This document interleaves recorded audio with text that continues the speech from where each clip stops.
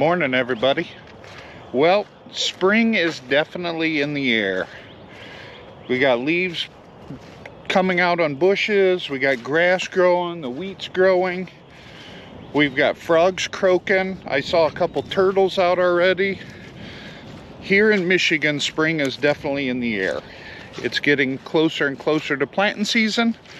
We're working on planters right now. I'm trying to get the mud out of the packing wheels and gauge wheels and openers and all that other stuff. So again, that's, you guys saw that in the previous video. That's kind of, it was a catch-22. We knew it was going to happen, but we had to get wheat planted also in the fall. So it's one of those things. I mean, you gotta take the good with the bad, I guess. There's always something that's gonna happen. There's action and reaction. So right now we're dealing with the reaction of an action that we took. So come along for the ride. Let's go work on some planters. We have a 1990 Air seeder. Air drill, it's called a bunch of different things. But these are our planters for soybeans. It's 30 feet wide. They have 48 rows when we plant 7.5-inch rows. So there's 48 rows. I have 38 of the rows cleaned out right now. You can see the gauge wheels are spinning, or the gauge wheels are spinning, the disc openers are spinning, everything's spinning like it should, except for the 10 that I haven't got done yet. And the 10 that I haven't got done yet are on the main frame, right here in this front rake. They call it a rake. You got your front rake and your back rake. And as you can see, I went along and I cleaned out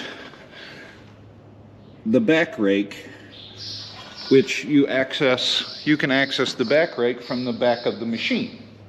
Just climb underneath those wheels there and you can access them.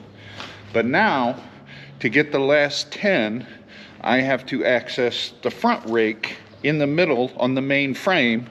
So that means I have to crawl down in there. I have to crawl through there to clean the last 10 out. Not looking forward to it, but it's what we're got to do. I'm also greasing the main frame as I'm doing them, because of the fact that I don't want to crawl back under there again to grease them. Every one of these rows has 3 grease certs.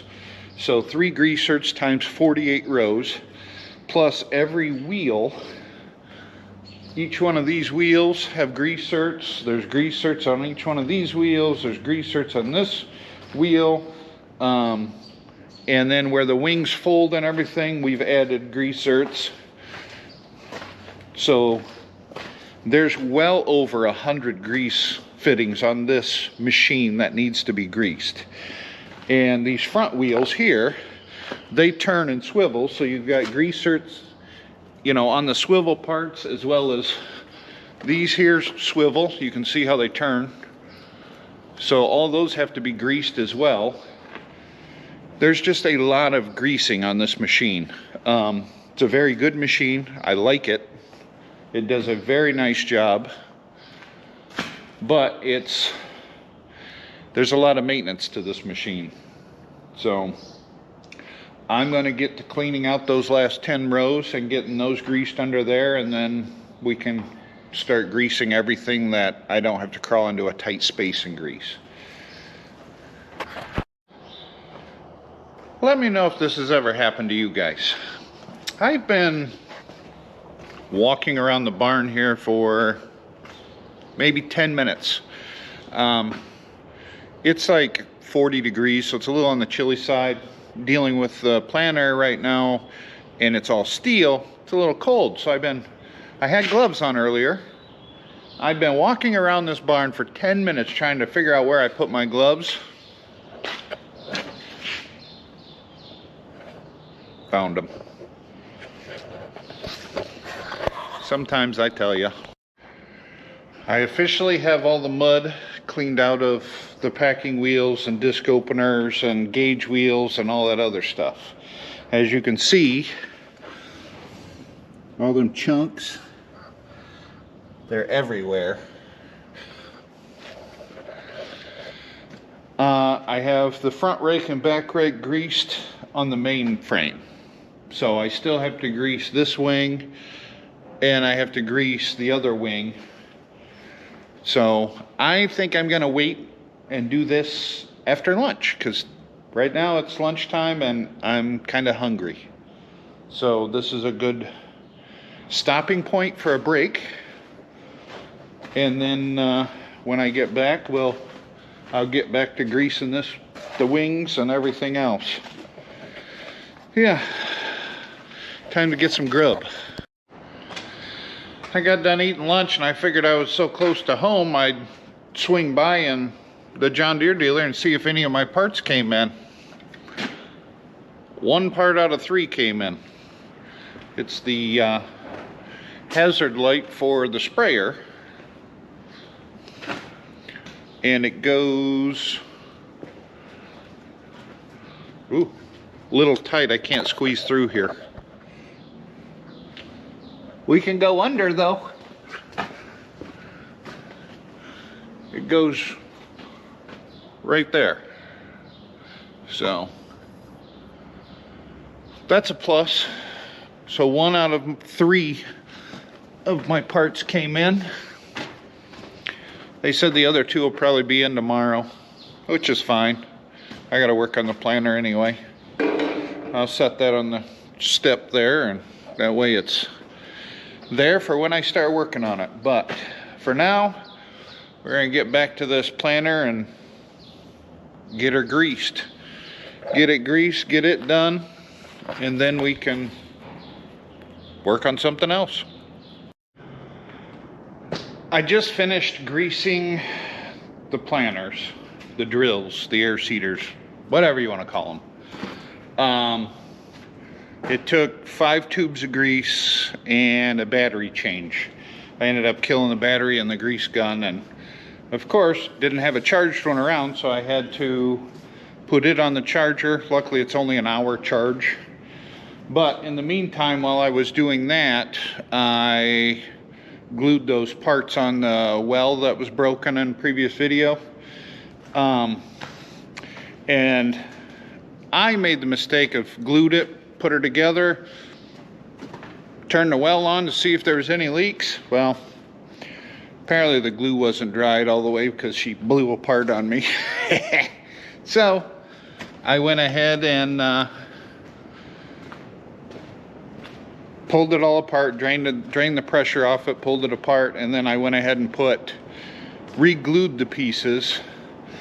So now I am letting the glue dry. I'll show you what it looks like here. You can see the water that blew everywhere, but this piece here is what blew apart on me. So yeah, it happens. Get in a hurry. You get in a hurry to do things, and that's what happens. So now I re-glued it back together, and now I'm letting it dry and cure pretty good before I put pressure to it, because it's about 60 psi. So I guess I don't blame it for pulling it apart. I do need to hit this tractor with the grease gun. Hit the loader with the grease gun, because we're going to be doing a lot of loader work with it this spring. So this was all serviced before they brought it to us, so it's got oil change, air filters, fuel filters, everything's been changed on it.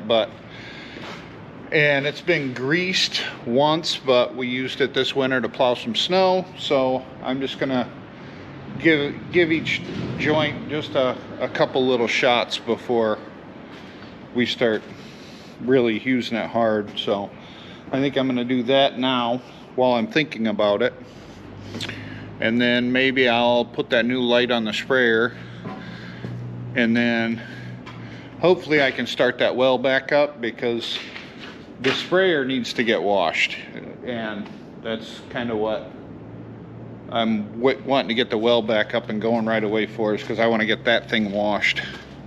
But at any rate, I'm babbling. When we bought this tractor, the 9410R, we ordered a new globe for it. The globe is that yellow thing up there on the roof. That's the GPS that does the auto steer and everything. You can see on my planting tractor, I got one up there too. It's the yellow dome. We ordered an extra one because those globes are very expensive, and changing them back and forth between tractors and everything, you risk dropping them and breaking them, and they're very expensive. The globe that is on this tractor actually is supposed to be on the sprayer, but we move them back and forth depending on what item we're using. Anyway, so we ordered the globe for this tractor last year when we got this tractor. We got this tractor April last year. So we've literally been waiting a year for the globe to come in. So we called our salesman and we asked him what's going on with it. Where's the globe? He says they're on back order and we're on a list to get them. Well, we asked him how long the list is. The list is 52,000 people are waiting for those globes. 52,000. I don't expect to get that globe in anytime soon. That's ridiculous. Garbage. You gotta go outside and go potty. It's windy out. Be careful. Wind will blow you away.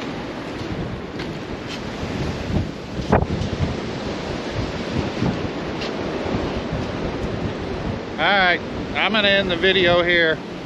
You guys have a wonderful day. Great evening. We'll talk to you later.